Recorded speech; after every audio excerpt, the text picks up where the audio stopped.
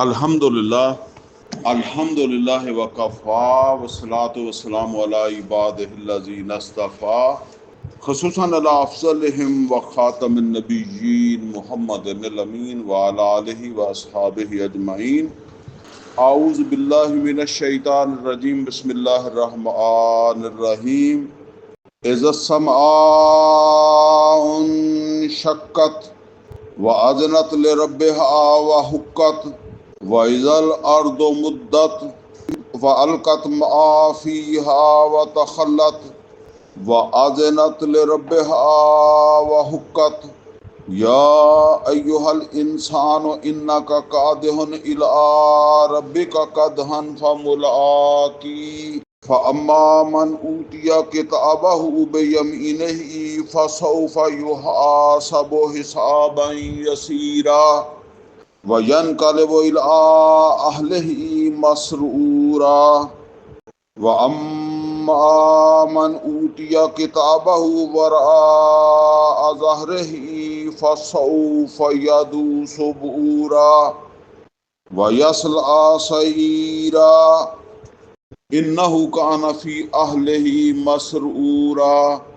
انه ظن ان لن يحور بلى ان ربه كان به بصيرا فلا اقسم بالشفق والليل وما وسق والقمر اذا اتسق لتركبن طبقا عن طبق فما لهم لا يؤمنون وإذا قرئ عليهم القرآن لا يسجدون بل الذين كفروا يكذبون والله أعلم بما يوعون فبشرهم بعذاب أليم إلا الذين آمنوا وعملوا الصالحات لهم أجر غير ممنون.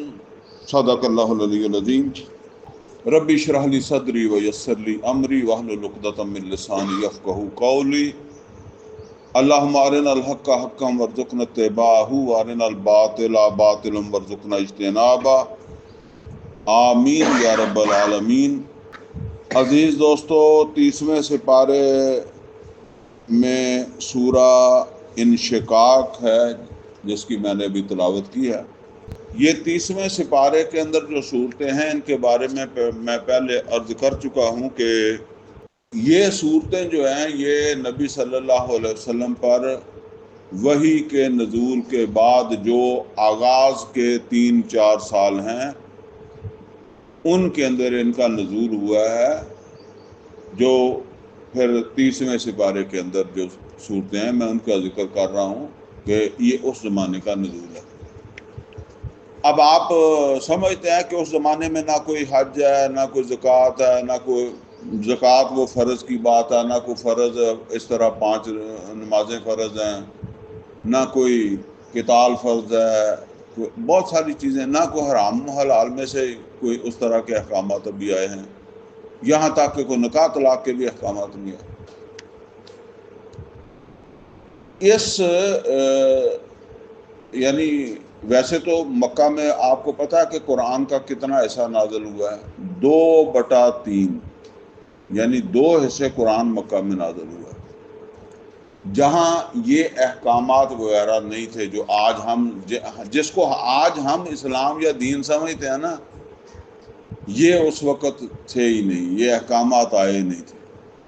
2/3 حصہ جو ہے وہ قرآن کا نازل ہوا. بہرحال اس میں زیادہ تر جن چیزوں کے اوپر جو وہ فوکس ہے وہ ہے ایمان. اور ایمان جو ہے ویسے تو مختصر کہیں تو اللہ پر ایمان کو، یعنی اللہ کی ذات اور اللہ کی صفات پر ایمان، یہی اس کی تعریف ہے. آمنت باللہ کما ہوا باسمائہ و صفاتہ. مختصر ایمان یہ ہے، اللہ کی ذات اس کی صفات کے اوپر جو وہ ایمان. لیکن اللہ تعالیٰ کی صفات میں سے ایک صفت یہ ہے کہ اللہ الہادی ہے، اور اس صفت الہادی کا ظہور اس طرح ہوتا ہے کہ وہ اپنی طرف سے جو ہدایت پہنچاتا ہے وہ انسانوں میں سے پیغمبروں کو منتخب کرتا ہے، ان کے پاس فرشتہ بھیجتا ہے، ان کو جو رہنمائی آتی ہے وہ کتاب کہلاتی ہے. اس کو کہتے ہیں ایمان بالرسالت. اور دوسری طرف یہ ہے کہ اللہ الحسیب ہے، جو ہدایت کے مطابق چلے گا اس کے ساتھ کیا کرنا ہے، اور جو اس کے برخلاف چلے گا اس کے ساتھ کیا کرنا ہے. تو وہ مرنے کے بعد ایک دن ہے جب اس نے مردوں کو، مرے ہوئوں کو، جو بھی آدم علیہ السلام سے لے کر اس آخری انسان تک ہوں گے، ان کو کھڑا کرنا ہے اور پھر ان سے حساب لینا ہے. الحسیب کا یہ مطلب ہے. تو گویا کہ اللہ پر ایمان اور پھر ایمان بالرسالت، صفت ہادی کا ظہور اور صفت الحسیب کا ظہور ہے، ایمان بالآخرہ. یہ تین چیزیں جو ہے نا وہ یہ زیادہ تر جو ہے وہ بیان ہوئی ہیں. اسی کو مطلب یہ ہے کہ ایمان کہہ لیں، توحید کہہ لیں، اس کا بیان ہے. اچھا، اس میں بھی خاص اہمیت ہے ایمان بالآخرہ کی، کیونکہ ایمان بالآخرہ ہے محاسبہ. یہ میں پہلے بھی شاید گفتگو کر چکا ہوں لیکن اب میں نے تفصیل سے نہیں کرنی. حساب کتاب، حساب سے ہر بندہ ڈرتا ہے، ٹھیک ہے نا. اور جہاں محاسبہ نہیں ہوتا وہاں پھر اصلاح نہیں ہوتی. یہ جس اسکول میں فیل پاس نہ ہو وہاں جو ہے نا وہ سب پھر نالائق ہی پیدا ہوتے ہیں. یہ محاسبہ، مجھے کوئی پوچھنے والا ہے، ٹھیک ہے نا، یہ آپ سمپل سمجھ لیں. آپ میں سے زیادہ تر لوگ میرا خیال ہے میرے جیسے ہوں گے جنہوں نے کبھی تھانے میں نہیں گئے ہوں گے، نہ کوئی کام ہوگا، نہ کوئی واسطہ پڑتا ہے، ٹھیک ہے نا. لیکن یہ تھانہ موجود ہے، اس کا ہمارے اوپر ایک اثر ہے. یہ تحصیل ہے، دوسرے محکمے ہیں، ادارے ہیں، ان کا ایک اثر ہے ہمیں. یار خام خواہ کوئی الجھن نہ بن جائے، خام خواہ کوئی پریشانی بن جائے، یا کوئی ایسا کام نہ کر بیٹھیں. تو یہ نہ ہو، یہ ہو ہی کچھ نہ تو پھر جو جس نے نہیں کرنا وہ بھی کر لیتا ہے. تو یہ ہے جی اصل کے اندر ایمان بالآخرہ. بہرحال اس صورت کے اندر ایک تو یہ مضمون بھی بیان ہوا ہے ایمان بالآخرہ کا، لیکن اس میں اگرچہ ضمنی طور پر ایک اور مضمون بیان ہوا ہے، اور اصل میں وہ مضمون ہے جس کو میں چاہتا ہوں کہ آج ہم اس کو ذرا اچھے طریقے سے سمجھ لیں. وہ مضمون ہے اسلام کے آخری غلبے کے حوالے سے، یا آپ یوں سمجھ لیں کہ اسلام کے دو غلبے ہیں. آج کا موضوع ہمارا کیا ہے؟ اسلام کا اولین غلبہ اور ثانی غلبہ، یا غلبہ اولا اور غلبہ ثانی. وہ جو غلبہ اولا ہے وہ کس کے ہاتھوں ہوا؟ وہ محمد رسول اللہ صلی اللہ علیہ وسلم کے ہاتھوں ہوا. اور غلبہ ثانی جس کی نوید یہاں دی جا رہی ہے، بلکہ غلبہ اولا کی بھی نوید ہے، وہ بھی ہم پڑھیں گے، اور غلبہ ثانی کی بھی نوید ہے. تو یہ غلبہ ثانی جو ہونا ہے یہ ہونا ہے امت کے ہاتھوں، اور غلبہ اولا جو ہوا وہ اس میں فرق سمجھ لیں. ایک تو وہ ہوا ایک شخصیت کی زندگی میں، یعنی ایک ہی شخصیت ہے محمد رسول اللہ صلی اللہ علیہ وسلم کی، جنہوں نے آغاز کیا اور ان کی زندگی میں وہ انتہا تک پہنچ گیا. اس کے مقابلے میں غلبہ ثانی جو ہے یہ، اچھا دوسری چیز، وہ غلبہ جو ہے وہ خالصتاً حدود عرب کی حدود تک جو ہے وہ غلبہ تھا، کیونکہ وہ ایک ماڈل تھا، نمونہ تھا امت کے لیے، ایک علاقے کے اندر اللہ نے دے دیا۔ اب غلبہ ثانی جو ہے، جو امت کے ہاتھوں ہونا ہے، وہ ایک تو یہ ہے کہ ایسے نہیں ہونا آپ سمجھیں کہ جی ایک آدمی نے جو کام شروع کیا ہے تو اسی کی زندگی میں مکمل ہو گیا، اور دوسرا یہ ہے کہ یہ غلبہ کسی علاقے پر محدود نہیں ہوگا، بلکہ یہ تمام انسان، یا آپ کہیں کہ پوری زمین کے اوپر یہ غلبہ ہوگا۔ یہ دو چیزیں نوٹ کر لیں۔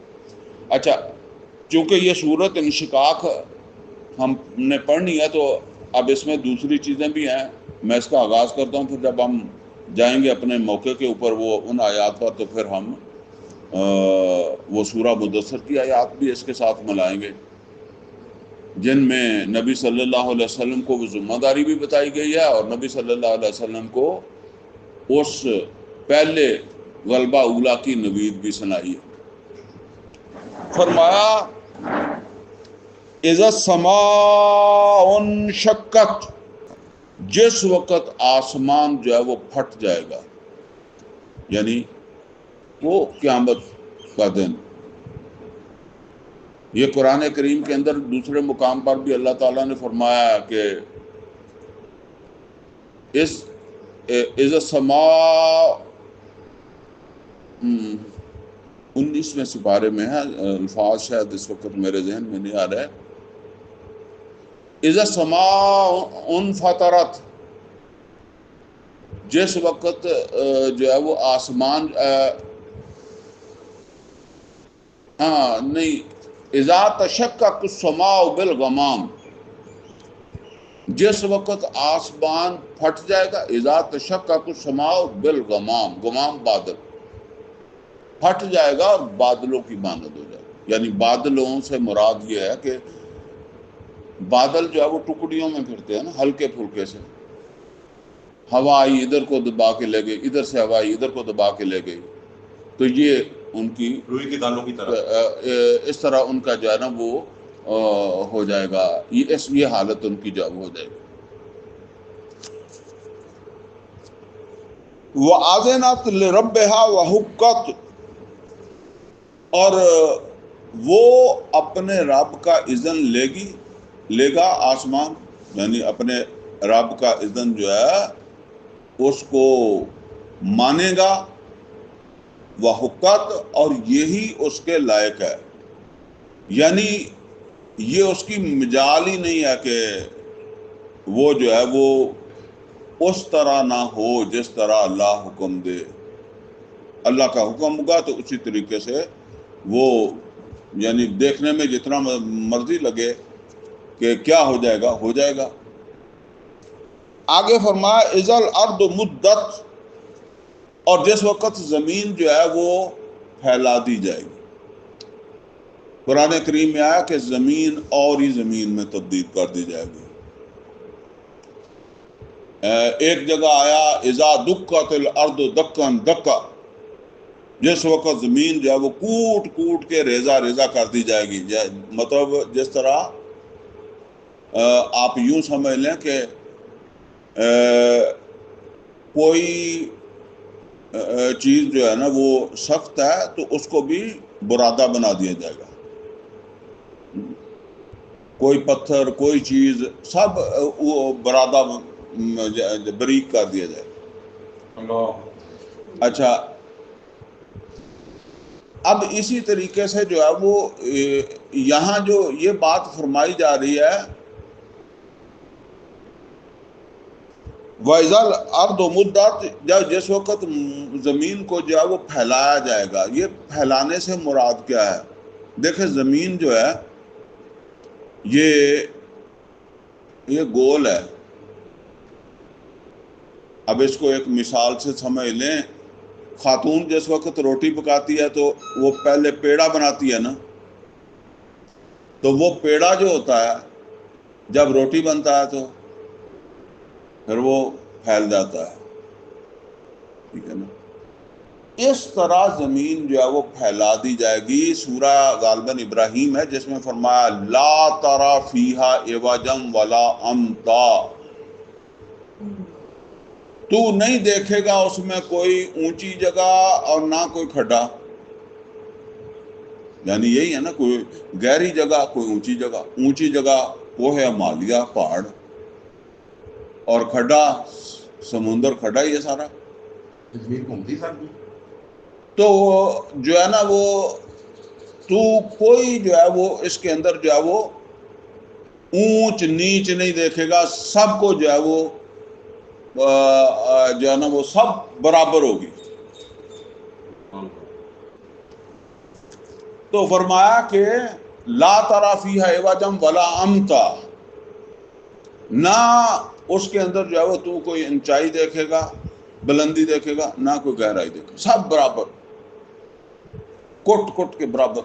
جدا ایک چیز عورت جو ہے وہ پیڑے کو مار مار کے جو ہے نا روٹی بنا دیتی ہے، ایسے بنا دیتی ہے. تو آپ ذرا سوچیں کہ جس وقت وہ سمندر بھی ختم ہو گیا، پہاڑ بھی ختم ہو گیا، تو کتنی کھلی تھا بن گئی.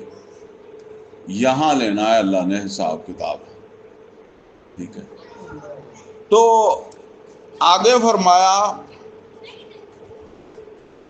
وَأَذِنَتْ لِرَبِّهَا سوری وَإِذَا الْأَرْضُ مُدَّتْ، اور جس وقت زمین جو ہے وہ پھیلا دی جائے گی. وَأَلْقَتْ مَا فِيهَا وَتَخَلَّتْ، اور وہ نکال دے گی جو کچھ اس کے اندر ہوگا اور وہ خالی ہو جائے گی.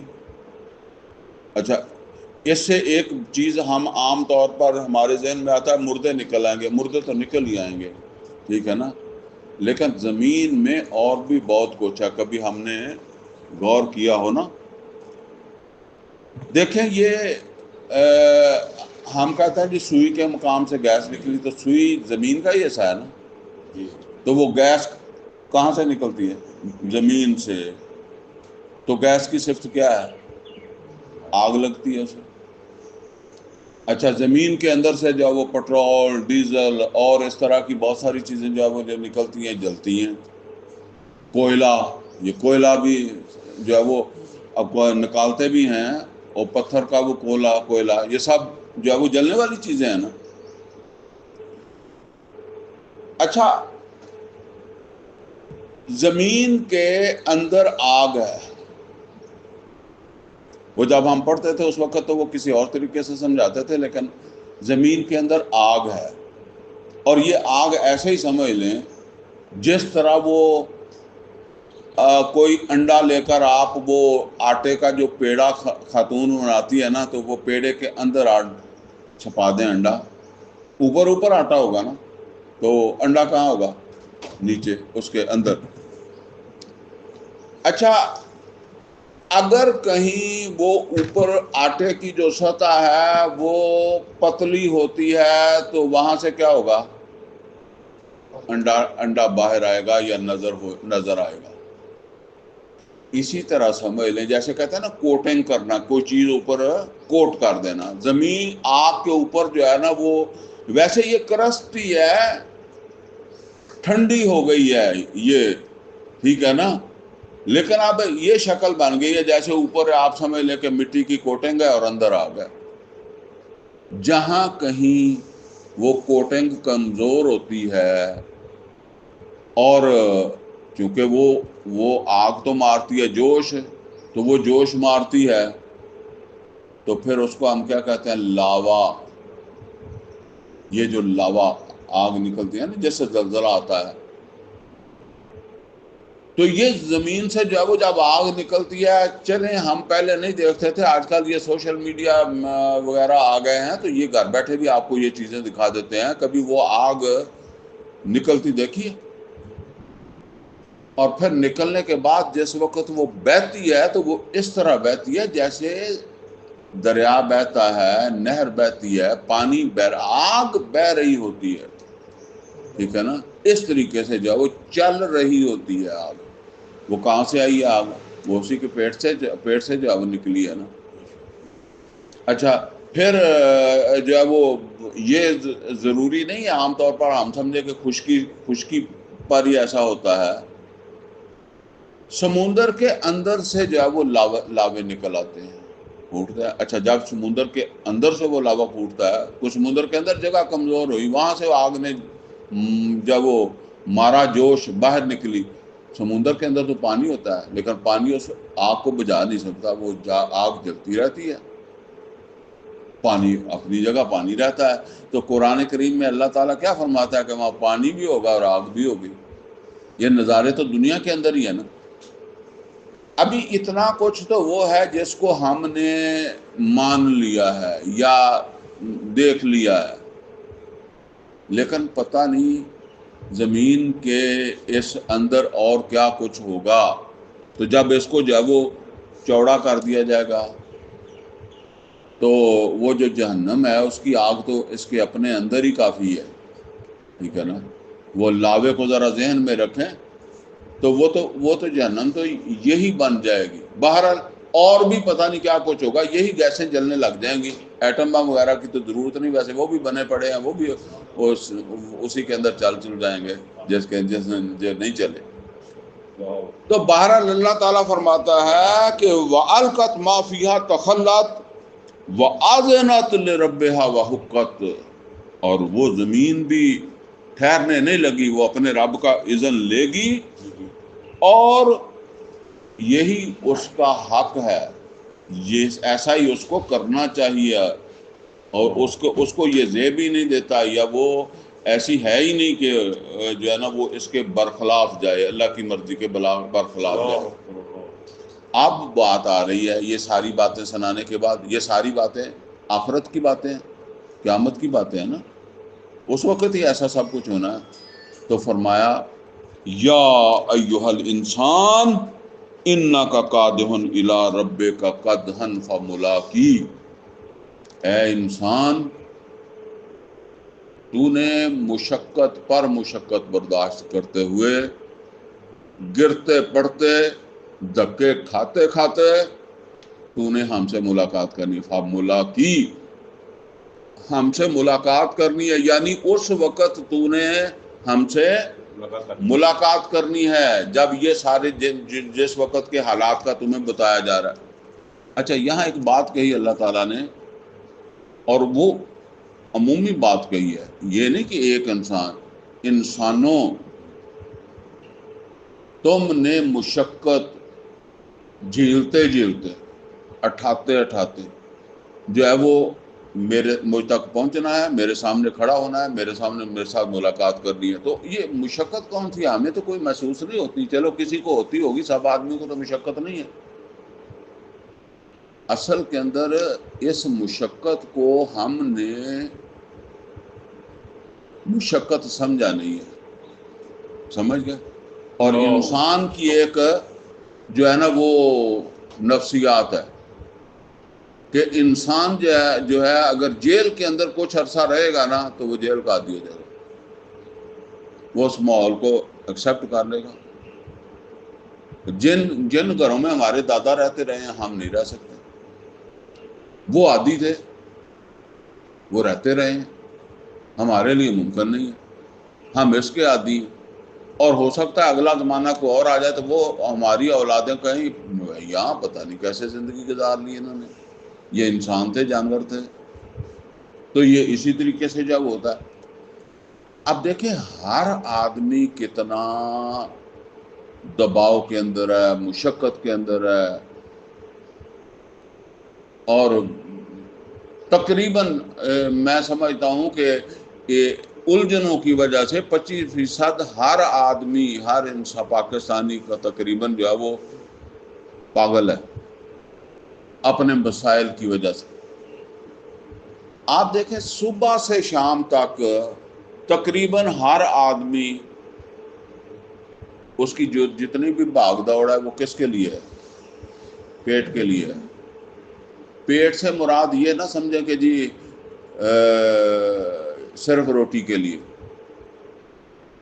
میل والا بھی لگا ہوا ہے، وہ بھی کبھی آپ جا کر کسی میل والے کو دیکھیں، وہ کہتا ٹائم نہیں ہے۔ کبھی بینک میں آپ جا کر دیکھیں ذرا، مینیجر کے پاس بیٹھیں، کتنا بڑا عہدہ لیا ہوا ہے، اس کے پاس آپ کے پاس ٹائم ہی نہیں ہے۔ ایک طرف وہ پین چلا رہا ہے، دوسری طرف کان اس نے جب وہ ٹیلی فون کے اوپر جب وہ رکھا ہوا ہے، ساتھ ساتھ اس کو بھی ریسیو کر رہا ہے، ساتھ ساتھ آپ کو بھی ڈیل کر رہا ہے. کبھی دیکھا آپ نے جا کر؟ اتنا ٹائم ہی نہیں ہے کہ وہ ایک وقت جو ہے وہ ہر طرف وہ جو ہے نا وہ لگا ہوا ہوتا ہے. ٹھیک ہے نا؟ تو ہر آدمی جو ہے وہ سارا ایک دن تو نہیں، روزانہ کا کام ہے. اسی طریقے سے انسان جو ہے وہ اچھا بھاگ دوڑ کے بعد بھی اکثر انسان اپنی محنت سے مطمئن نہیں ہوتا کہ میری چلو ضرورتیں پوری ہو گئی، میرے کام پورے ہو گئے ہیں. جداں کہندے بھجے نسے سے بہت چلو کام سیدھا ہو گیا، نہیں، پھر بھی نہیں. آپ اس بات کے اوپر غور کریں کتنا بوجھ ہمارے اوپر ہے، ہماری بیوی کا، ہمارے بچوں کا، ہماری برادری کا، عزیز و اقارب کا. میں صرف ایک بات آپ سے کہتا ہوں آپ کو، تاکہ آپ کو جب بوجھ کا اندازہ ہو. آپ کے 5 بچے ہیں جن کو آپ پال رہے ہیں، صبح سے شام تک بھاگ دوڑ کر رہے ہیں. خدا نخواستہ ایک بچہ آپ کو اضافی پالنا پڑ جائے، اپنے بھائی کا پالنا پڑ جائے، ٹھیک ہے نا، بندہ فوت ہو جاتا ہے نا. اب اگر تو آپ کو ایسا کوئی امتحان نہیں پڑا تو آپ کو زیادہ محسوس، اصل میں پتہ تو تبھی چلتا ہے جب آدمی اس سے گزرتا ہے، تو تبھی اس کو جب وہ پتہ چلتا ہے کہ یہ کتنا بڑا بوجھ ہے. آپ کو سمجھ آ جائے گی.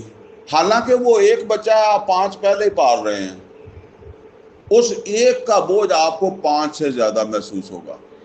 اور خدا نخواستہ کوئی عورت بیوہ ہو گئی ہے، اس کے ساتھ کوئی 2-4 بچے بھی ہیں، اب اس کے خاوند کا بھائی بھی ہے، اس کے اپنے بھائی بھی ہیں. آپ نے دیکھا نہیں ہے کہ کتنا سپورٹ ہوتی ہے؟ تھوڑا بہت کوئی سپورٹ کر دے گا، لیکن آپ اس طرح ان کو نہیں پال سکتے جس طرح آپ اپنے بچوں کو پال رہے ہوتے ہیں. اس طرح آپ جو ہے نا وہ بہت جلد، اگر آپ جذبے میں آ کر کریں گے بھی تو بہت جلد تنگ آ جائیں گے کہ یار یہ نواں بوجھ میرے اوپر جب وہ آ کے پڑ گیا ہے. ٹھیک ہے نا؟ تب آدمی کو احساس ہوتا ہے کہ میں کتنا بوجھ جو ہے نا وہ اٹھائے پھرتا ہوں. اور یہی اچھا کبھی آپ غور کریں، یہ جو بوجھ ہمارے اوپر ہے یہ دوسری مخلوقات کے اوپر نہیں ہے. سب سے پہلے تو یہ ہے کہ ہمیں جو ہے نا وہ اضافی مشقت کرنی پڑتی ہے. کوئی جانور ہے، اس نے گھونسلہ بنا لیا تو وہ اس میں رہ رہا ہے، اور اس نے کوئی بینک نہیں ہے اس کا، کوئی کسی جگہ اس نے جمع کر کے رکھنا نہیں ہے، روزانہ نکلنا ہے اور چار چوک کے جو ہے وہ آ کے بیٹھ جانا ہے.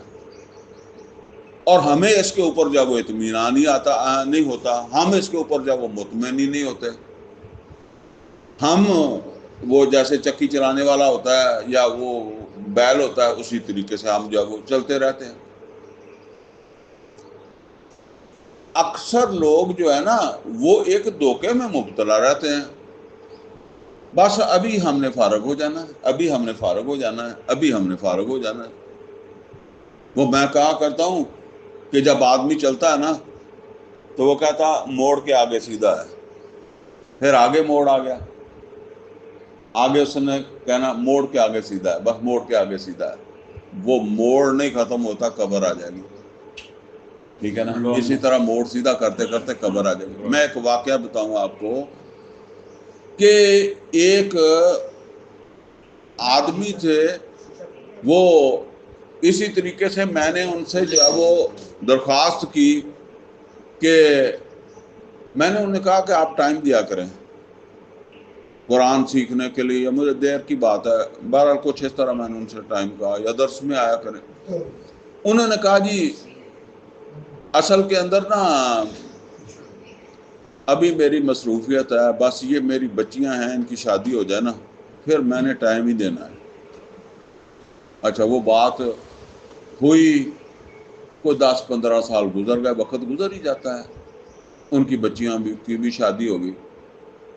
تو میں نے ان سے جب وہ کہا کہ اب تو آپ فارغ ہی ہوں گے کیونکہ بچوں کی بھی شادی ہوئی. اس نے کہاں فارغ ہو گئے. اس نے کہا کہ پہلے اپنے بیٹے کی یا اپنی بیٹیاں جو ہیں ان کے مسائل تھے. اب وہ بیٹیوں کے شوہروں کے مسائل بھی اور ادھر وہ بہوؤں کے مسائل بھی. اور اگر وہ اس کا شوہر جو ہے وہ بیٹی کا وہ بیمار ہو گیا تو اس کو بھی پوچھنے جانا پڑے گا. اور اگر اس کا سسر بیمار ہو گیا یا کوئی مر گیا تو اب وہاں بھی جانا پڑے گا. تو انہوں نے کہا کہ جو اس کے بعد تو اور زیادہ جو ہے وہ میں جو ہے وہ معاملات کے اندر جو ہے وہ پھنس گیا. اور بس یہی ہے، انسان صرف موڑ سیدھے کرتا کرتا موت تک جب وہ پہنچ جاتا ہے. اب جب موت آ گئی تو کیا ہے آگے حساب ہے. اسی وقت کا حساب ہے نا. جو ہم نے سوچا کہ ٹائم آ جانا ہے، ٹائم نہیں آتا. تو یہ ہے جی اصل کے اندر اللہ تعالیٰ فرما رہا ہے یا ایھا الانسان انک کادح الی ربک قدحا ملاقات یاد رکھنا تو مشقتیں گزار رہا ہے اور ان مشقتوں کی وجہ سے تو ملاقات کو بھول رہا ہے. ٹھیک ہے نا. یہ قرآن کریم کے اندر جو وہ دوسرے مقام پر بھی فرمایا لقد خلقنا الانسان فی کبد، ہم نے انسان کو جو ہے وہ مشقت میں ہی جو ہے وہ پیدا کیا.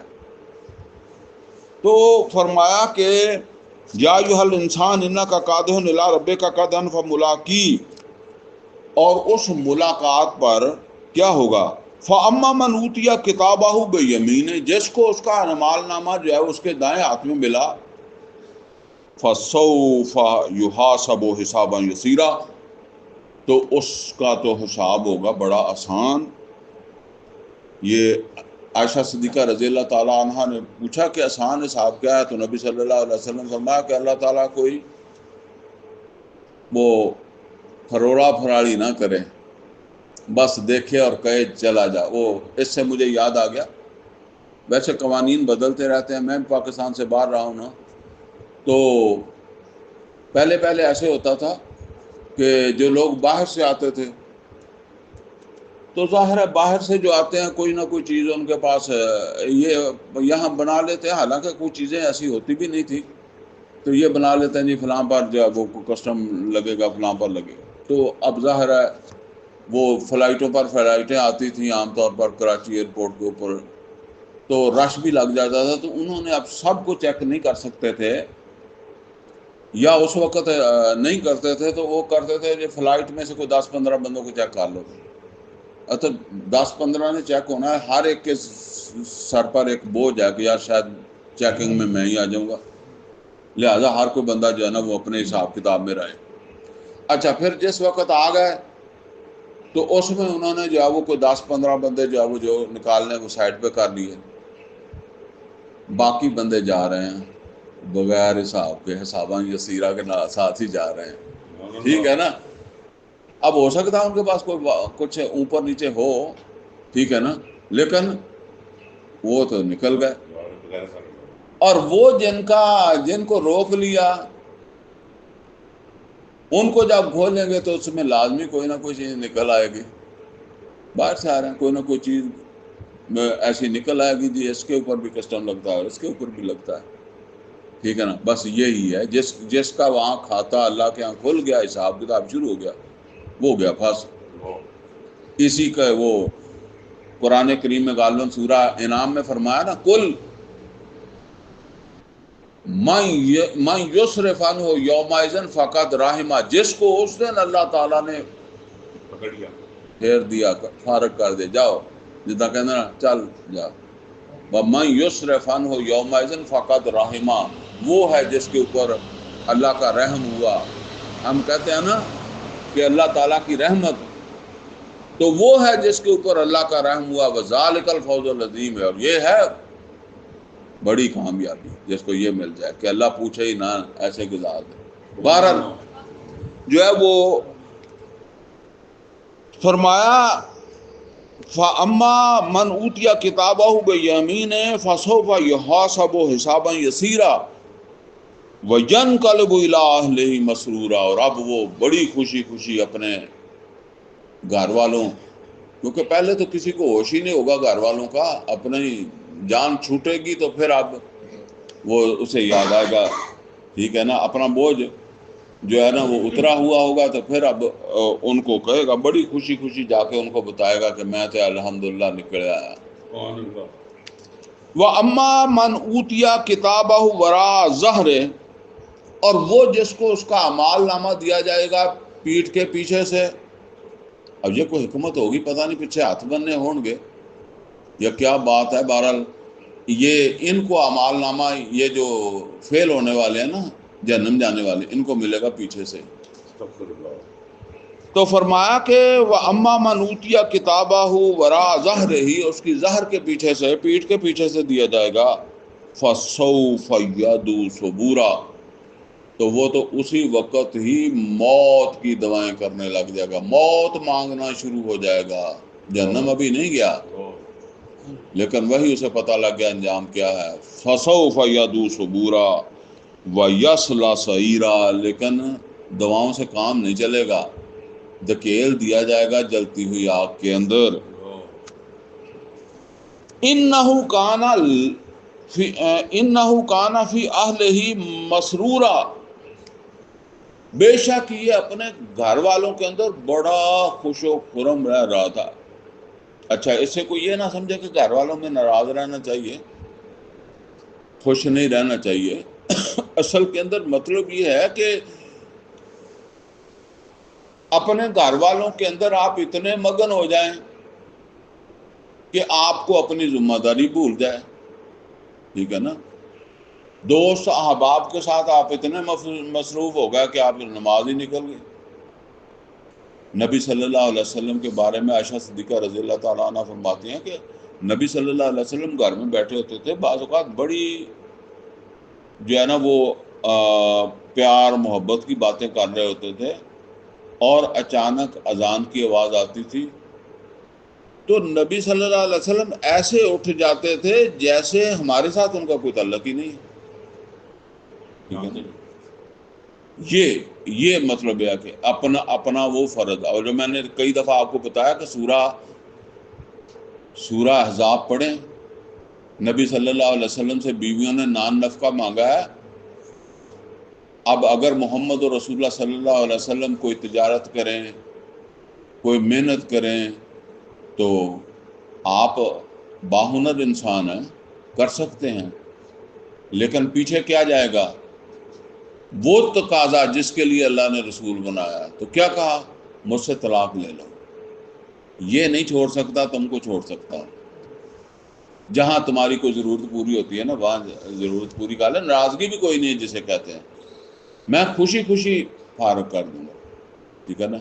یہ ہے جی اصل کے اندر جو ہے نا وہ جیسے وہ قرآن کریم کے اندر آیا نا کہ انما اموالکم و اولادکم فتنہ، اسی طریقے سے آیا انما ازواجکم و اولادکم عدو لکم فاحذروہم، ان سے بچو۔ وہ کوئی اس طرح دشمن نہیں ہے، یعنی تمہاری جو ہے وہ محبت ان کے لیے اتنی ہو جائے کہ پھر تمہیں اللہ تعالیٰ کا حکم جو ہے، اللہ کا تقاضا، اب تم اس سے بڑھ کر کیا ہے، تم ان کے لیے حرام کمانے لگ جاؤ، ظلم کرنے لگ جاؤ۔ ایک بھائی دوسرے بھائی کی وراثت دباتا ہے، اور کس لیے؟ میرے بچے پل جائیں، میرے بچوں کو پہنچے گی نا، بیٹی بہن کو کیوں حصہ نہیں دیتا، ٹھیک ہے نا۔ یہ ہے وہ بات کہ اس قدر انسان جو ہے نا، وہ قرآن کریم میں آیا نا، زُيِّنَ لِلنَّاسِ حُبُّ الشَّهَوَاتِ مِنَ النِّسَاءِ وَالْبَنِينَ وَالْقَنَاطِيرِ الْمُقَنطَرَةِ مِنَ الذَّهَبِ وَالْفِضَّةِ وَالْخَيْلِ الْمُسَوَّمَةِ وَالْأَنْعَامِ وَالْحَرْثِ، یہ چیزیں جو ہے وہ ان کے اندر اتنا آدمی جو ہے نا وہ مگن ہو جائے، اس کو راحت ملے، اسے بے فکری ہو جائے کہ اسے وہ ذمہ داری جو ہے وہ یاد ہی نہ رہے جو ایمان کے نتیجے میں اس کے اوپر عائد ہوتی ہے۔ تو فرمایا یہ ہے اصل میں بات، انہ کان فی اہلہ مسرور ذات، وہ اپنے گھر والوں کے اندر جو ہے وہ بڑا خوش خرم رہتا تھا۔ اچھا، ایک جگہ اور بھی قرآن کریم میں یہ آیا ہے کہ وہ جنتی کہیں گے کہ ہم اپنے گھر والوں میں بھی جب رہتے تھے تو ہم ڈرتے رہتے تھے کہ حساب دینا ہے، یعنی گھر والوں میں رہتے ہوئے بھی ہم کبھی اتنے غافل نہیں ہوئے تھے کہ ہمیں حساب بھول گئے۔ انہ ظن اللہ یہور، بے شک اس کا گمان تھا کہ اس نے پلٹنا نہیں ہے، اس نے اللہ کے پاس نہیں آنا، اور جو یہ سمجھتا تھا، جو یہ گمان کرتا تھا، اس کے برخلاف کام ہو گیا۔ بلا کیوں نہیں، ان ربہ کان بصیرا، اس کا رب اسے دیکھ رہا ہے، دیکھتا رہا ہے، تو وہ ایسے ہی دیکھتا رہا۔ اگر اس نے حساب نہیں لینا، اس نے پوچھنا نہیں ہے، تو پھر کیوں دیکھنے کی ضرورت کیا تھی؟ اب آگے جی وہ آیت، یہ 15 آیتیں ہم نے پڑھ لی، اس سے آگے وہ آیت آ رہی ہے جسے میں نے کہا کہ اسلام کے غلبہ ثانی، یا جو آخری غلبہ اسلام کا ہے، اس کے حوالے سے جو نوید ہے ان آیات میں ہے۔ لیکن اس سے پہلے ہم وہ سورہ مدثر کی جو آیات جن میں اس فرض کا بھی اللہ تعالیٰ نے جو ہے وہ اس ذمہ داری کا بھی جو ہے وہ حکم دیا ہے، اور پھر جو ہے نا وہ اس کے لیے نوید بھی جو ہے وہ سنائی ہے، تو وہ اس کو بھی ہم پڑھیں تبھی بات سمجھ آئے گی۔ فرمایا یا ایھا المدثر، مدثر کمبل کہہ لیں، کمبلی کہہ لیں، موٹا کپڑا، چادر وغیرہ کچھ بھی آپ کہہ لیں، کھیس کہہ لیں، یہ نبی صلی اللہ علیہ وسلم وحی کے نزول کے بعد جو ہے وہ اوڑھ کر لیٹے ہوتے تھے۔ اور لیٹنے کا سبب کیا تھا؟ اصل کے اندر ہمارے ہاں کئی کمرے ہیں، کسی آدمی کو تنہائی چاہیے، تھکا ہوا ہو، بچے چاہتا ہے کہ میرے پاس بچے نہ آئیں، بیوی نہ آئے، تو وہ کمرے کے اندر گھسا اور دروازہ لگا کے لیٹ گیا۔ عربوں کے وہ گھر جو ہے وہ اس طرح نہیں تھے، وہ ایک آدھی کمرہ بھی نہیں ہوتا تھا، جو جس طرح کا بھی وہ تھا، بس ایک آدھ ہے، اسی میں بچے، اسی میں سارے۔ تو اس میں پھر وہ یہ کرتے تھے کہ کوئی ایسا موٹا کپڑا جو ہے نا اوپر لے کے، تو اب تنہائی ہو گئی ہے نا، باقی ماحول سے کٹ گئے۔ تو یہ تیسری یا چوتھی وحی ہے، اور یہ بھی میں بتاؤں کہ تیسری چوتھی وحی ہی میں اللہ تعالیٰ نے ذمہ داری سمجھا دی ہے، الف سے یہ تک، الف سے شروع اور یہ پر ختم ہوتی ہے۔ یا جیسے ہم کہتے ہیں کہ بنیاد سے شروع ہوئی ہے تو چھت پر مکمل ہوئی ہے۔ تو نبی صلی اللہ علیہ وسلم کیونکہ ابھی جو ہے وہ سورہ مزمل کی آیات آئی تھی، یا ایھا المزمل قم اللیل الا قلیلا نصفہ او انقص منہ قلیلا او زد علیہ ورتل القرآن ترتیلا انا سنلقی علیک قولا ثقیلا۔ اب وہ بڑا قول ثقیل، ہیوی ڈیوٹی، ایک بوجھ ہے جو آپ پر ڈالنا ہے۔ تو ظاہر ہے بندہ سوچتا ہے کہ بوجھ کیا ہوگا، تو نبی صلی اللہ علیہ وسلم وہ کمبل لے کر جا وہ لیٹے ہوئے ہیں، تو فرشتے نے کیا کہا؟ یا ایھا المدثر، اے کمبل اوڑھ کر جو ہے وہ لیٹنے والے، قم، کھڑے ہو جائیں، لیٹنے کا دور گیا، قم حکم ہے، کھڑے ہو جائیں۔ کھڑے ہو کر کرنا کیا؟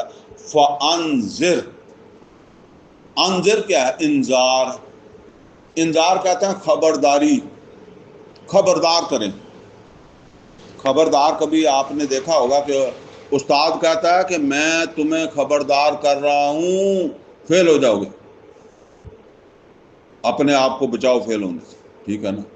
یا میں تمہیں خبردار کرتا ہوں کہ باہر گٹر کھلا ہوا ہے،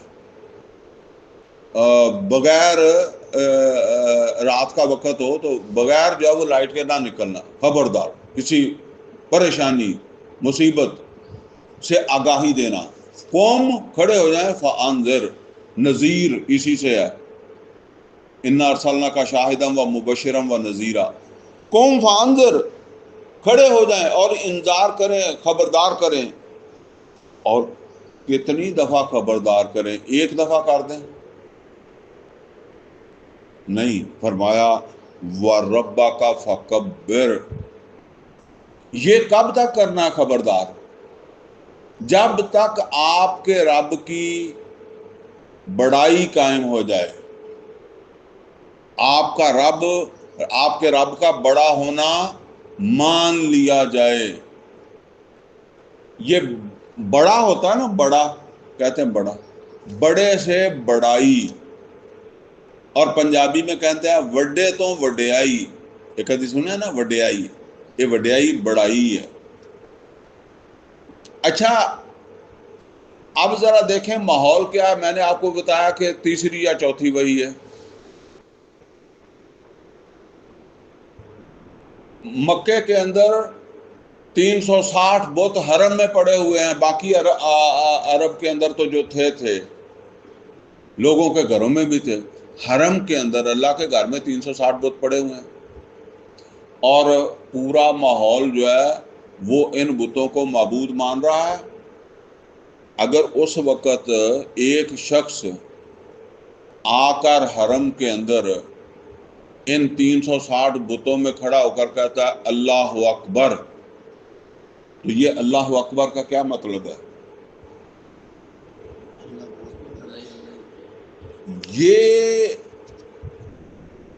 یہ آپ یوں سمجھ لیں کہ یہ ایک نظریہ ہے جس کا اظہار وہ بندہ کر رہا ہے. یعنی میرے نزدیک اللہ اکبر ہے، میرا یہ ایمان ہے، میرا یہ یقین ہے، میرا یہ عقیدہ ہے کہ اللہ اکبر ہے. لیکن وہاں اللہ اکبر نظر آ رہا ہے کسی جگہ؟ وہاں تو اللہ اکبر نظر نہیں آ رہا. اس شہر کے اندر سارے رہنے والے جو ہے وہ اللہ کے علاوہ دوسرے معبودوں کو ماننے والے ہیں، اللہ کے شریکوں کا جو ہے وہ عقیدہ رکھنے والے ہیں. اور پھر بت پڑے ہوئے ہیں اسی اللہ کے گھر میں جو اکبر ہے. تو اکبر ہے تو بت کیسے یہاں پڑے ہوئے ہیں؟ یہ ایک نظریہ ہے. یا یوں سمجھ لیں کہ جیسے ہم کہتے ہیں کہ جی بنیاد، ٹھیک ہے نا، یہ ابھی ہم نے بنیاد بنائی ہے، تعمیر اس کی چھت ہے.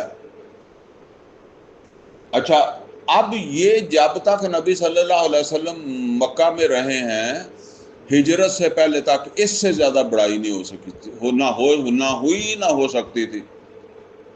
بے شک اور بھی لوگ ایمان لے آئے، وہ بھی اتنا ہی کرتے تھے. اچھا، اب ہجرت کے بعد جنگیں ہوئی. میں ذرا بات کو مختصر کرتا ہوں. جنگیں ہوئی اور یہاں تک کہ سن 8 میں مکہ فتح ہو گیا. اور مکہ فتح ہونے کے بعد جو پہلا کام ہوا وہ کیا ہے؟ حرم میں سے ان بتوں کو اٹھا دیا جائے.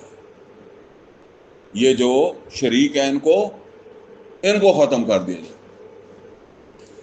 ابھی بھی آدھا کام ہوا ہے. یعنی وہ شریک ختم ہو گئے، لیکن شریکوں کا نظریہ رکھنے والے، عقیدہ رکھنے والے، ماننے والے وہ تو ابھی بھی پورے حرم میں رہ رہے ہیں، حرم میں آتے جاتے بھی ہیں. آپ کو پتا سن 8 میں بھی مشرکین نے حج کیا، سن 9 میں بھی مشرکین نے حج کیا، تو ابھی تو وہ رہ رہے ہیں. آدھا کام ہوا ہے. اچھا، پھر سن 9 آ گیا تو سن 9 میں حج کے موقع پر یہ آیتیں نازل ہو گئی. سورہ توبہ کی آغاز کیا 6 آیتیں کہ بھئی یہ آگے 6-7 مہینے، 4 مہینے ہیں، 4 مہینے سے کچھ معاہدوں والے تھے، تو اس طرح لے کے کو 5-7 مہینے 10 سمجھ لیں، اس میں صفائی کر دی جائے. کن کی؟ جو اللہ کے علاوہ دوسروں کو معبود بنانے والے ہیں، مشرک، ان کی بھی صفائی کر دی جائے. پہلے ان معبودوں کی اب ان کو معبود بنانے والوں کی بھی کر دی جائے. اور پھر وہ کر دی گئی. یا قتل ہو گئے، یا وہ مہاجر ہو گئے، وہاں سے نکل گئے، یا وہ مسلمان ہو گئے. اب سن 10 آیا ہے تو محمد رسول اللہ صلی اللہ علیہ وسلم خود حج کے لیے تشریف لائے. آپ امیر حج بھی ہیں, اور میں کہا کرتا ہوں کہ نبی صلی اللہ علیہ وسلم نے ایک حکمران کے طور پر حج کیا ہے. آپ نے بغیر حکمرانی کے حج ہی نہیں کیا. سبحان اللہ. حالانکہ مکہ 8 میں بھی فتح ہوا اور حج 9 میں بھی آیا تھا. نبی صلی اللہ علیہ وسلم نے جو حج کیا ہے وہ حکمران بننے کے بعد ہی کیا ہے. سبحان اللہ. حکمران کیا, اپنی وہ چھت ڈال کر کیا ہے. سبحان اللہ. یعنی جو کام بنیاد سے شروع ہوا تھا چھت تک پہنچا کر نبی صلی اللہ علیہ وسلم نے حج کیا. آپ ذرا تصور کریں کہ اگر کوئی شخص جو مکہ سے ہجرت سے پہلے حرم کے اندر کھڑا ہو کر, جب وہ بت بھی موجود تھے اور بتوں کو شریک ماننے والے بھی موجود تھے, جو اس وقت کہتا ہے اللہ اکبر, اللہ. وہ اب سن 10 ہجری میں جو ہے وہ جب یہاں اب کوئی نہ شریک ہے نہ شریک ماننے والے ہیں, اب کھڑا ہو کر کہتا ہے اللہ اکبر. اس اللہ اکبر اور اللہ اکبر میں کوئی فرق نظر آتا ہے؟ یہ جو اب اللہ اکبر کہہ رہا ہے نا سن 10 میں, اس کے ساتھ گواہی کس کی ہے؟ پورے ماحول کی.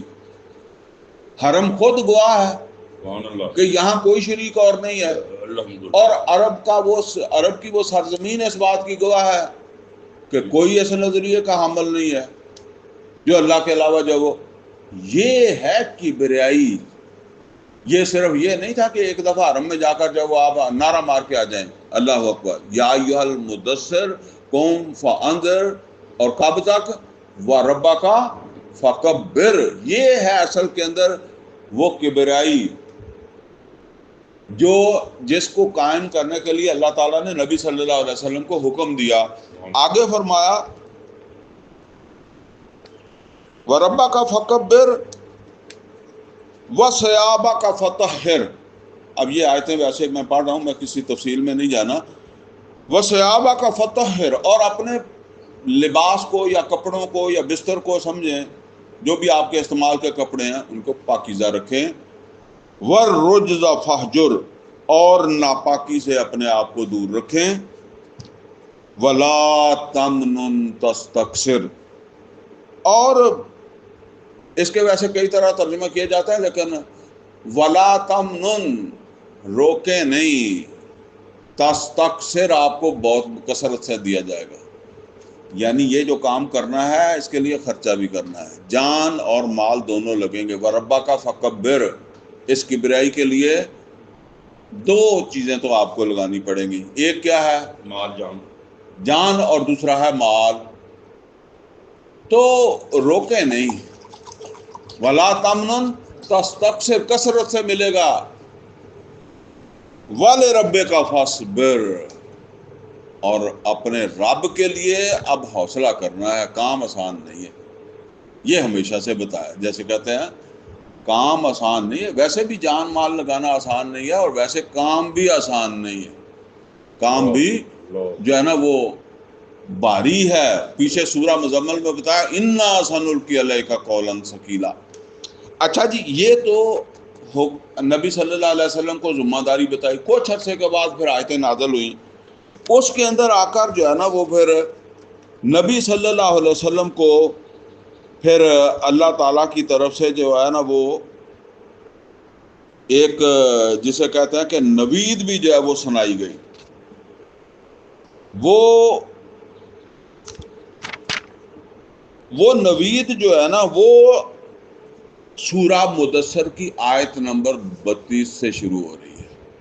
وہاں سے اب ہم پڑھ رہے ہیں. فرمایا کلا والقمر, نہیں.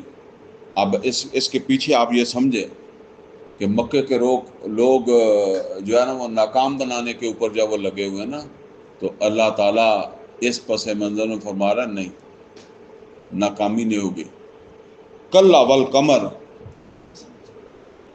گواہی ہے, قسم ہے قمر کی, چاند کی. یہ چاند جو ہے نا وہ اصل کے اندر دیکھیں دنیا میں روشنی کے لیے جو بھی پیغمبر آیا نا تو وہ اس روشنی کو اللہ نے کیا ہے قرار دیا ہے سورج کی روشنی،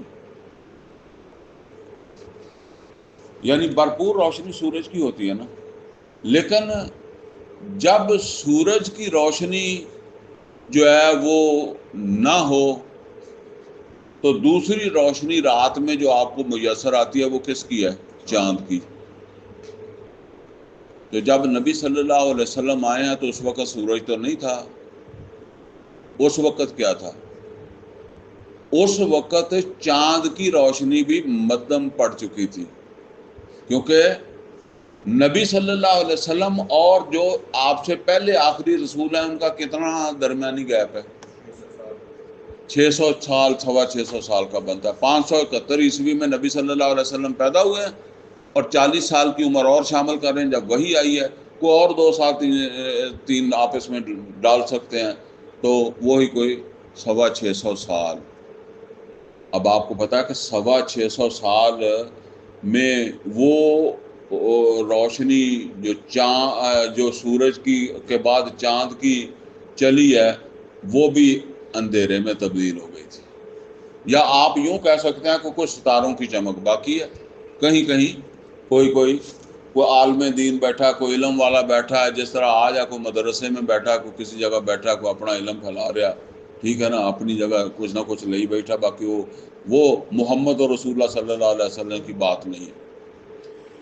تو فرمایا کہ کلا والقمر، نہیں گواہی ہے یا قسم ہے چاند کی، واللیل اذا ادبر،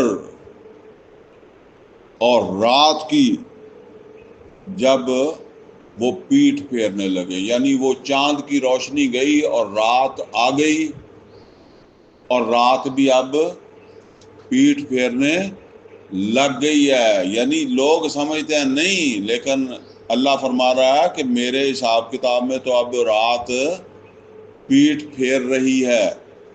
واللیل اذا ادبر، اور جب رات پیٹھ پھیر جائے تو پھر کیا ہوتا ہے؟ صبح۔ لیکن صبح کیسے ہوتی ہے؟ سورج تو 12 بجے 1 بجے جا کے پورا ہوتا ہے نا۔ صبح طلوع اور پاؤ پھوٹتی ہے اور وہ جو ہے نا وہ روشنی جو ہے نا وہ سفید سی روشنی جو آتی ہے، لیکن وہ رات اور وہ سفید روشنی کا ذرا مقابلہ کریں، یعنی اگرچہ ابھی بات وہاں تک نہیں پہنچی ہے لیکن وہ سفید روشنی تو آ گئی ہے۔ یعنی اللہ فرما رہا ہے محمد رسول اللہ صلی اللہ علیہ وسلم سے کہ آپ کے آنے سے آپ یوں سمجھ لیں کہ وہ رات پیٹ پھیر چکی اور صبح کی سفیدی جو ہے وہ آ چکی۔ والصبح اذا اسفر، اور صبح کی جس وقت کہ وہ روشن ہونے لگے، صبح کی روشنی نکل آئے، انہا لإحدى الکبر، اگرچہ لوگوں کو سمجھ نہیں آ رہی، انہا لإحدى الکبر، یہ بہت بڑی خبر ہے۔ اللہ فرما رہا ہے، یہ پھر نوٹ کریں کہ یہ آغاز کی صورت ہے، انہا لإحدى الکبر، لوگو یہ بہت بڑی خبر ہے، نذیرا للبشر، اور یہ تنبیہ ہے ہر بشر کے لیے۔ مطلب یہ ہے کہ یہاں بشر سے مراد تمام انسان، نوع بشر جسے ہم کہتے ہیں، یہ وارننگ ہے، تنبیہ ہے ہر بشر کے لیے، لمن شاء منکم ان یتقدم او یتأخر، تو جو کوئی تم میں سے چاہے کہ سٹیپ آگے لے کر کیا کرے گا؟ محمد رسول اللہ صلی اللہ علیہ وسلم کے ساتھ کھڑا ہو جائے، جو اصل میں یہ روشنی ہے، جو روشنی آپ یہ سمجھ لیں کہ سورج چڑھا رہے ہیں، وہ ایک سٹیپ آگے لے اور محمد رسول اللہ صلی اللہ علیہ وسلم کے ساتھ کھڑا ہو، آئیں یتقدم او یتأخر، نہیں دل مانتا تو پھر پیچھے ہی رہے، ٹھیک ہے نا، پھر اپنے مقدروں کو روئے گا جیسے ہم کہتے ہیں، پھر وہ محروم رہ جائے گا۔ لیکن وارننگ دے دیا جس نذیرا للبشر لمن شاء منکم ان یتقدم او یتأخر، ٹھیک ہے. اب یہ نوید کس کی ہے؟ یہ محمد اور رسول اللہ صلی اللہ علیہ وسلم کے اس غلبے کی. اور دیکھیں یہ تو شروع کی وہی ہے. کتنا ٹائم لگا؟ 15 سال مکے کے، اور اس کے اندر جو ہے وہ 8 سال جمع کر لیں. مکہ فتح ہو گیا. ٹھیک ہے، ویسے تو اثار تو پہلے آنے شروع ہو گئے تھے، لیکن چلیں فتح مکہ تک جا کر جو ہے وہ تو سورج جو ہے وہ مکمل ہو گیا. اب یہ تو تھا پہلا غلبہ. اور نوٹ کریں، میں نے پہلے بھی عرض کیا کہ وہ پہلا غلبہ جو ہے وہ ایک ماڈل کے طور پر ہونا تھا اور عرب کی سرزمین میں ہونا تھا. اب اس کے بعد سورہ انشقاق کی طرف جو ہے وہ آ جائیں. اور وہ سورہ انشقاق کے اندر جو ہے وہ اللہ تعالیٰ نے ارشاد فرمایا. اور یہ ڈاکٹر صاحب بہت کافی دفعہ یہ مضمون جو ہے وہ بیان کیا کرتے تھے. خیر اس وقت شاید اتنی مجھے بھی سمجھ نہیں آتی تھی، تو اب آ رہی ہے شاید. فرمایا فلا اقسم بالشفق، تو نہیں میں قسم کھاتا ہوں شفق کی. یعنی یہ جو سورج ہے، یہ مطلب وہ سورہ، اس میں ہم نے سورہ مدثر میں دیکھ لیا نا کہ وہ نبی صلی اللہ علیہ وسلم کی جو یہ پھیلائی ہوئی روشنی ہے، یہ ہے سورج کی روشنی. لیکن سورج جو ہے وہ عروج پر جاتا ہے تو پھر زوال کی طرف جاتا ہے. پھر زوال تو آ گیا نا اب میں، تو زوال میں آتے آتے غروب کی طرف جاتا ہے. تو غروب سے پہلے جو لالی ہوتی ہے، جس طرح وہ سورج کے نکلتے وقت سفیدی ہوتی ہے، غروب سے پہلے ایک لالی ہوتی ہے، اس کو کیا کہتے ہیں؟ شفق کہتے ہیں اس کو. ٹھیک ہے نا. یعنی جو چڑھا ہے اس نے غروب بھی ہونا ہے. سمجھ گئے؟ تو وہ شفق تک بات پہنچے گی، شفق سے آگے بھی پہنچے گی. فلا اقسم بالشفق، نہیں میں قسم کھاتا ہوں شفق کی. واللیل وما وسق، اور پھر رات کی جب وہ پھیل جائے.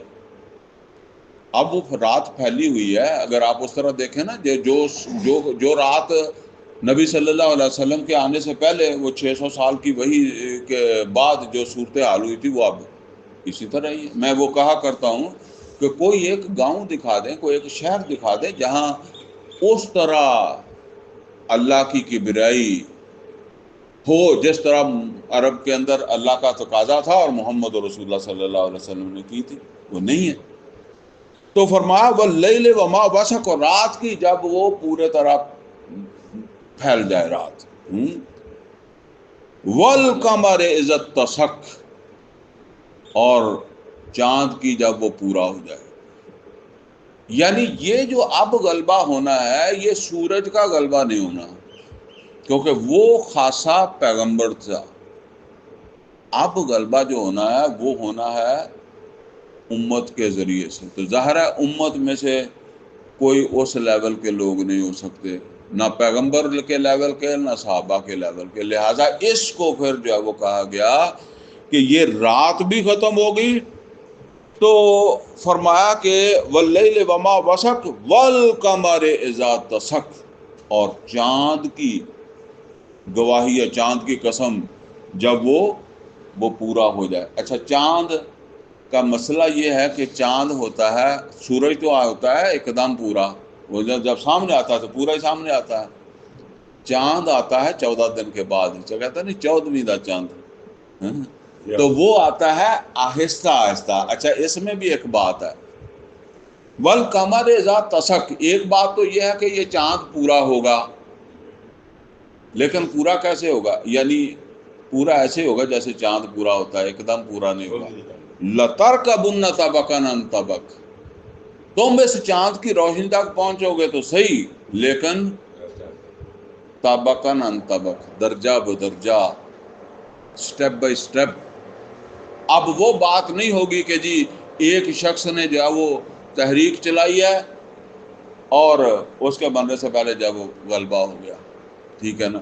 اور ڈاکٹر صاحب اس کے حوالے سے بہرحال ان کے سامنے تو وہ لوگ بھی ہوتے تھے، تو وہ بڑی تفصیل سے بتایا کرتے تھے یہ چیزیں کہ یہ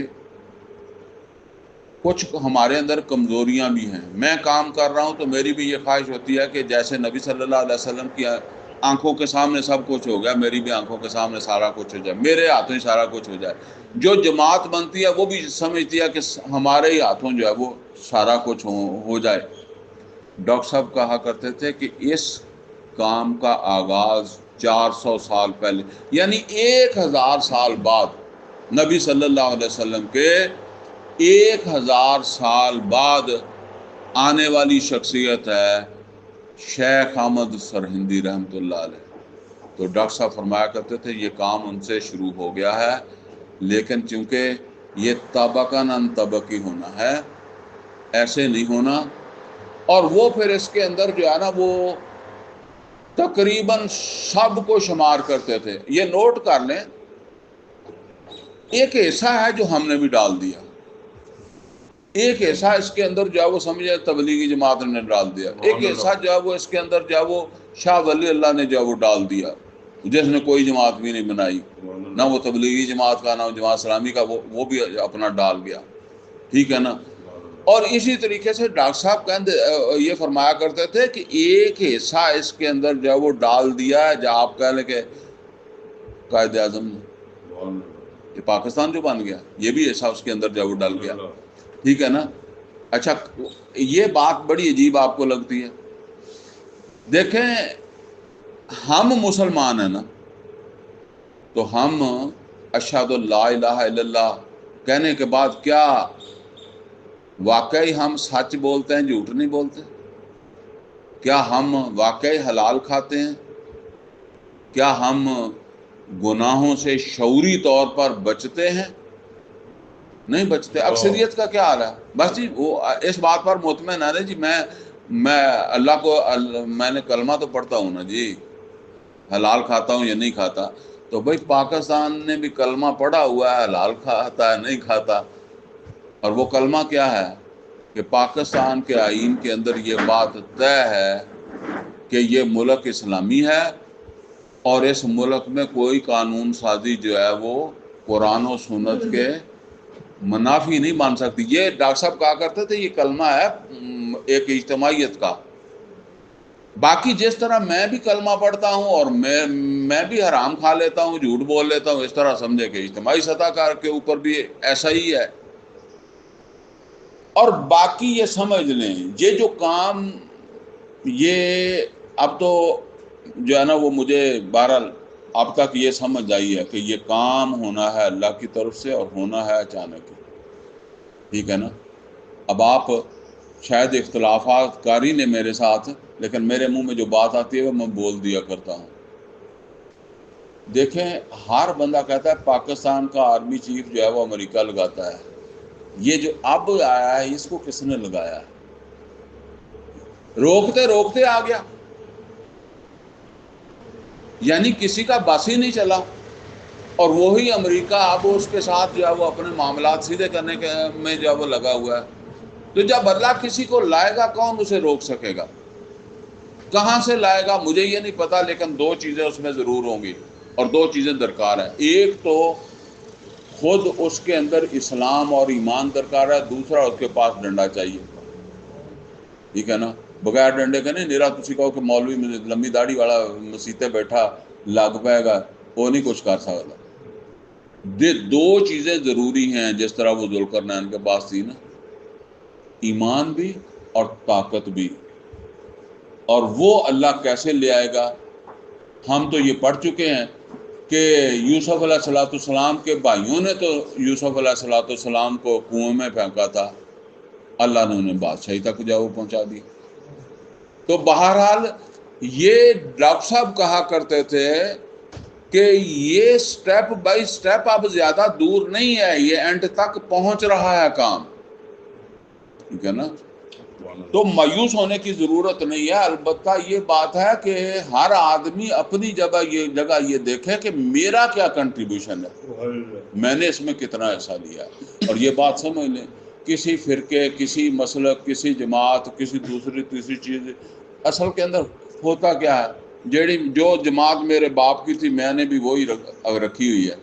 ٹھیک ہے نا. وہ جس طرح برادریاں دوسریاں تیسریاں، موقع پہ آپ دیکھا کریں کام جو ہے کس جگہ کے اوپر جو ہے وہ کام ہو رہا ہے، کام کے اوپر نظر رکھا کریں، ٹھیک ہے۔ اور یہ کسی ایک کی وراثت ہی نہیں ہے، بہت ساری جماعتیں، دینی جماعتیں زیرو ہو چکی ہیں۔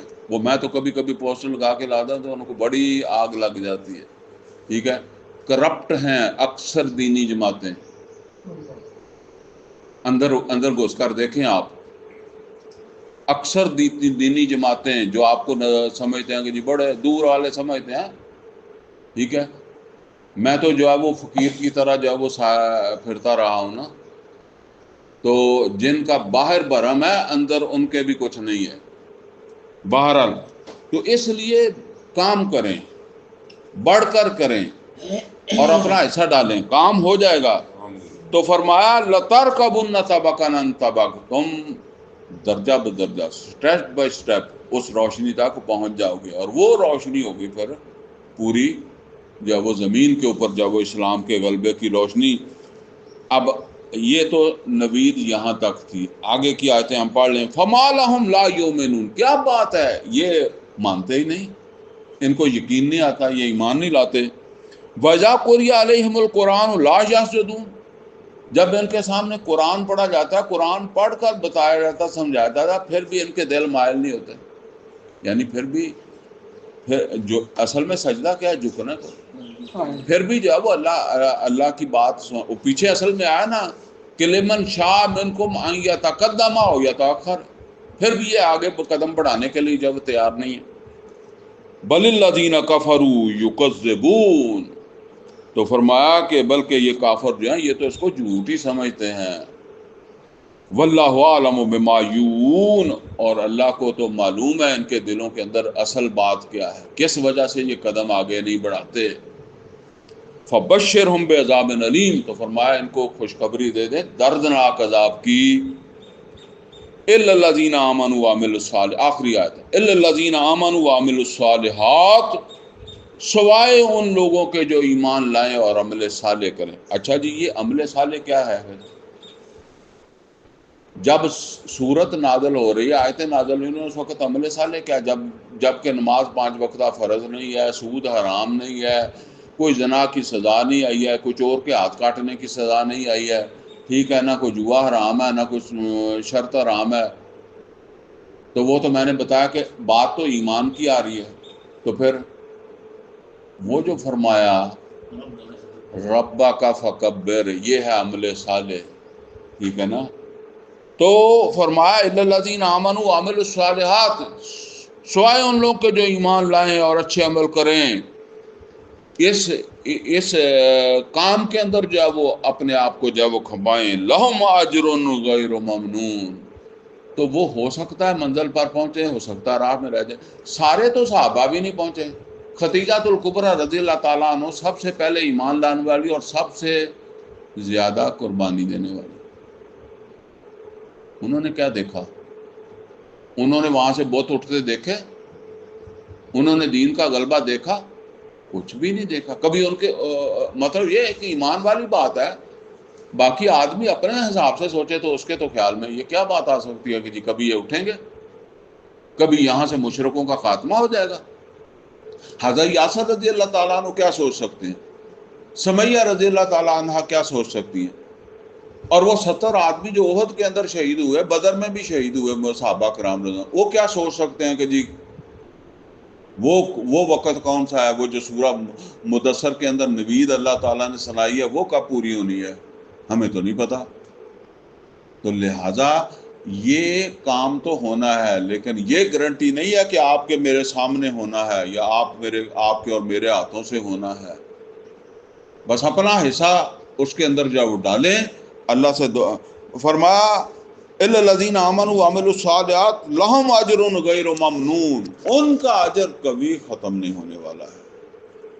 اللہ سے دعا ہے کہ اللہ ہمیں قرآن کا فہم عطا فرمائے، عمل کی توفیق عطا فرمائے۔ اقول قولی ھذا واستغفر لی ولکم ولسائر المسلمین والمسلمات۔